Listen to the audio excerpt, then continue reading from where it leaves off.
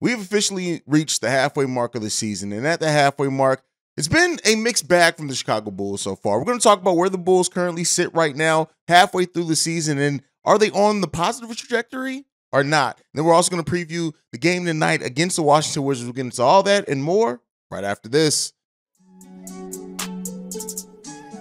You are now tuned in to Chicago Bulls Central, your number one place for all Chicago Bulls news and content.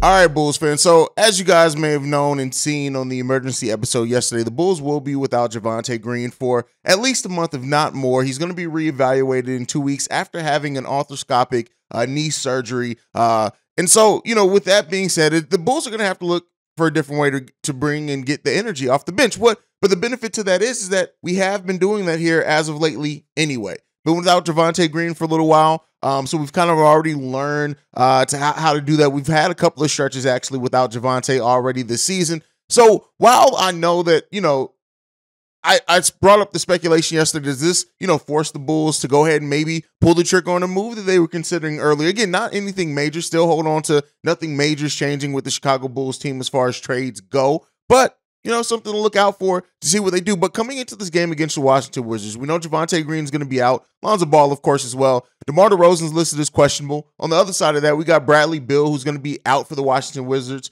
with them having both Gafford, Kispert, and Kristaps Porzingis all listed as questionable for them coming up in this next game. And really what it just boils down to is this then. The Bulls need to execute on both sides of the ball. As we know, that has been the keys to the game for the Bulls for quite a while now. The Washington Wizards sit at 17-24 on the season. The Bulls sit at 19-22. And at the end of the day, it's just this. The Bulls just need to execute, and they need to take care of the ball, rebound well, especially if Porzingis does end up missing this game. This is a team in the Washington Wizards that don't have a lot of size, right? Don't have a lot of players that should be able to really put up tough defense on Nikola Vucevic. We know they have Daniel Gafford. He's also listed as questionable. If both those players, Porzingis and Gafford, both miss, this needs to be a game in which Nikola Vucevic is making his presence be felt early, and consistently in this game. And if he can do that, if the Bulls can do that, we've seen they find success and they have success. So, that's going to be the thing in this game. Again, you guys know I'm past any point of really,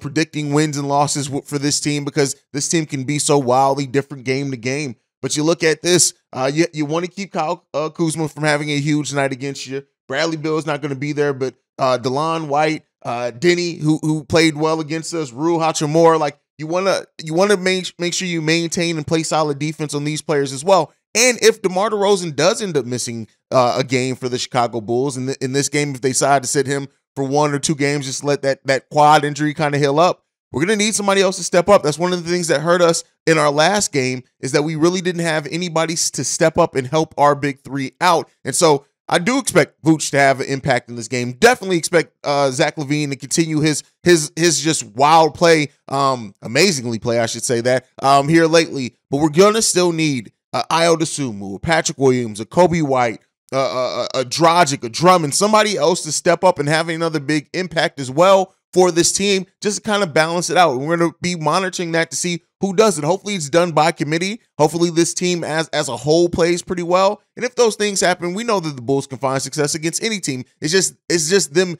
actually coming out and executing that. How are they going to deal when the Washington Wizards go out on the run? Are they going to go back to isolation ball? What are they going to do? These are the questions that we've been asking here over the last 10 or 15 games, and they do not change from this team because from my perspective and in my opinion, this team, while has been very much improved over the last 12 to 15 games, it still hasn't been enough of a sample size for me to rely and just bet on we're going to see that version of the team night in and night out. Do I hope that we do? Absolutely. This is a Washington Wizards team that doesn't rank statistically high offensively or defensively. But again, with the Chicago Bulls, you can't overlook any team. And you have to rebound the ball well. You have to move the ball efficiently without getting turnovers. If you can do those things, it's been the story for the Chicago Bulls all season. In games where they do those things, they find and they can have success. That's just what it boils down to. The Washington Wizards come in this as the 20th ranked offense in the NBA, and then they're also ranked at 15 defensively, which is above the Bulls, who currently rank 19th defensively. So again, execution on both sides of the ball. Who's going to step up? who's going to earn their matchups and make the other team pay for leaving them open on open shots. There was a lot of wide open shots missed, not just by one player, but by a lot of players in the last game against the Boston Celtics. We can't have that, especially if we are going to be without DeMar DeRozan, or DeMar's going to be on some type of minutes restriction, which is another thing that could happen, whether it's an unofficial or official minutes restriction. So looking out for those things from the Chicago Bulls against the Washington Wizards, and we'll be okay. We'll be okay. And we'll be locked in here, pre-game, halftime hangout, and post-game show. So make sure you guys are tuned in and subscribe to the channel to get the notifications of when we go live for that. Now, moving on from that, the Bulls are currently right now at the halfway mark. They've played 41 games out of an 82-game season. And so it came out yesterday that the Bulls are optimistic about the second half of the season, and rightfully so they should, right? We're 19-22 over the first half of the season, but we know we've won 8 of our last 12 games, right? And over the course of the stretch of that, one player has really stood out consistently. Not just him. Vooch has been consistent. DeMar DeRozan, he's had bad shooting nights, but been kind of consistent in at least moving the ball here in the last month or so. But Zach LaVine, and I want to talk about this. How much is the Bulls' improved play really hinging on Zach LaVine being able to keep up being a more efficient scorer, right? In the last 3 games, Zach LaVine has averaged 34.7 points per game, 56 shooting percentage overall from the field, 55% from three-point range, 5 rebounds, and just under 5 assists per game. He's second in the NBA in scoring over that time. But over the last 10 games, he's the 8th overall scorer in the NBA, and he's been drastically improving his play in those times. So if Zach LaVine can keep up being this 3-level scorer that we know and have seen Zach LaVine to be at times in his career, the sky's the limit for Zach. It really just boils down to if Zach is going to maintain being that, if Zach is going to keep this up. Is this just a flash in the pan? Or is this the Zach LaVine we're going to be getting for the rest of the season over the last 10 games? Right? Not as impressive as the last 3 games, but still very much impressive. He's 28th. He has averaged 28 points per game, which will put him as 8th in the league in scoring overall if you maintain that over the course of the season. 4.3 rebounds, 4.4 assists, 88% from free throw range, 48% from three-point range, and 51% overall field goal percentage. That is the Zach LaVine that we need to see. That is the Zach LaVine that the Bulls paid for. And if we get that version of Zach LaVine, the Bulls are going to continue to look like a playoff team. Now, are they going to be able to make it and extend their season into the point where they can get out of that play-in tournament? That part remains to be seen. But this final push, and if the front office is quote-unquote confident in the Bulls being able to have success in the second half of the season, it has to be a big part because Zach LaVine steps up and is getting back to that Zach LaVine that we saw before he initially had the back and knee injury last season.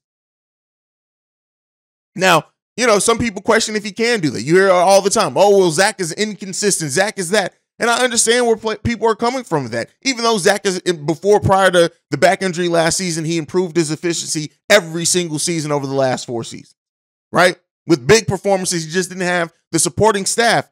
We need this Zach LaVine, and that is regardless of whatever goes on with DeMar. Even if DeMar gets back as well to being the king of the fourth and what we're used to seeing from DeMar DeRozan, we still need this version of Zach LaVine for us to be that playoff team. So looking at the back half of the season and looking at the optimism from the front office, the bet on continuity, still a mixed bag, right? Didn't work at the start of the season. We kind of worked ourselves into it and out of it. Zach LaVine getting more comfortable after that knee surgery. We still have yet to see the leap that this front office was betting on from Ayo Dosunmu or Patrick Williams. Now, Coby White has changed his game considerably, albeit his offense getting a little bit worse, but we've seen improvement from him in almost every other facet of the game of basketball from Coby White this season, and he's really the only one that's made any type of marketable improvements, even though, like I said, shooting splits some of the lowest of his career thus far.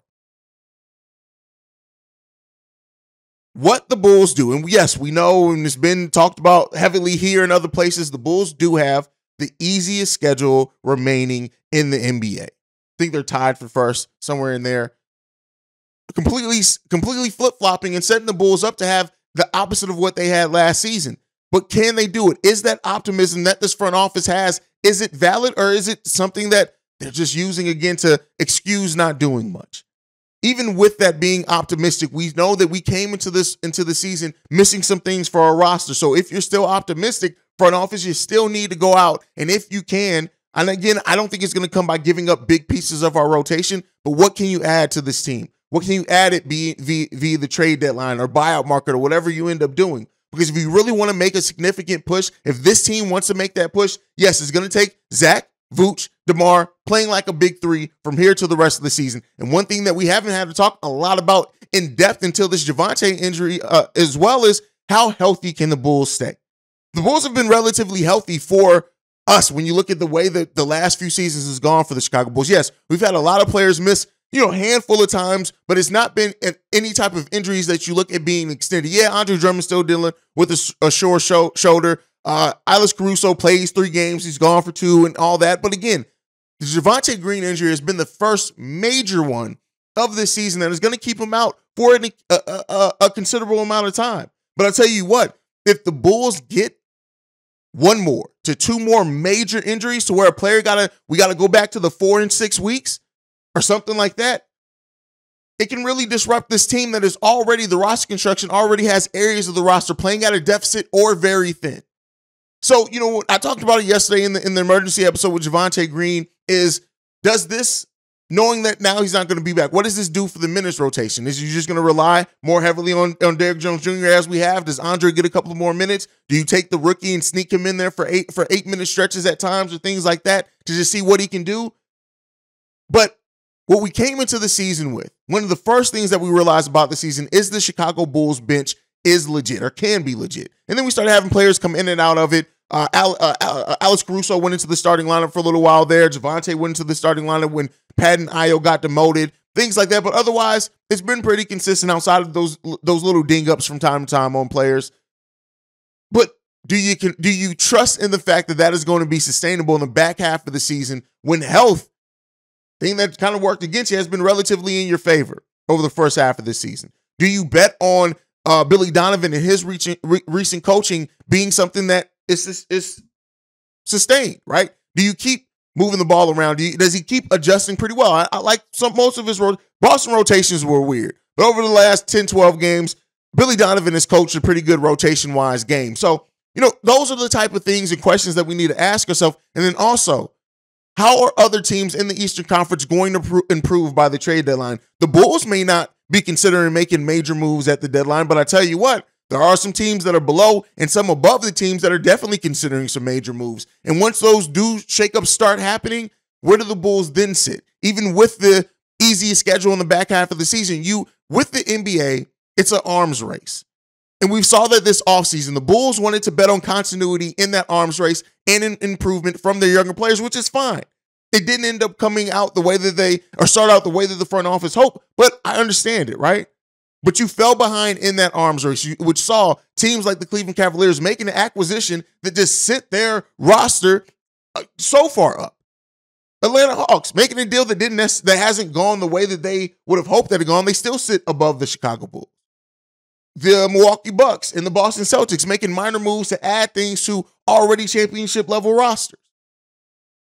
When you are looking around the Eastern Conference, yeah, some of the moves other teams made, Jalen Brunson, Isaiah Hartenstein going to the Knicks. Miami Heat's deals haven't seemed to work out in the way that they want to either. But again, another team above the Chicago Bulls. If any of these teams make significant moves that improves their roster, it's going to be even harder for the Bulls to get out the playing team. So that faith that this front office has in the second half of the season, hopefully they're monitoring those things as well, because I tell you what, all it takes is for the Bulls to miss out, or the Bulls to, I don't want to say miss out on a trade because it's not like they're necessarily all going after the same players, but if this front office doesn't take a look to at least add something to this roster, and the other teams around the Eastern Conference do make major moves, all this improved play, whether or not, may be all for naught if those things end up coming to fruition. Now, let's see if they do. Not guaranteed that they will, but it could.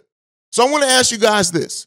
With confidence, knowing that this front office is confident heading into the second half of this season, do you share that confidence? What is the confidence level you have in this team right now? I'll figure out some type of ranking system. It'll be over in the community tab, or you can just type your thoughts out down below on this video if you're on the YouTube side of things.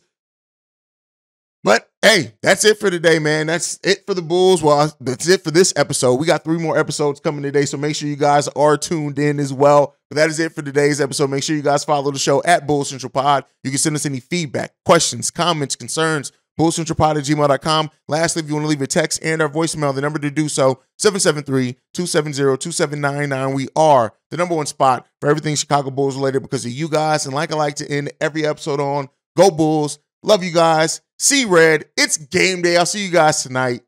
Peace, y'all. This has been a presentation of the Break Media.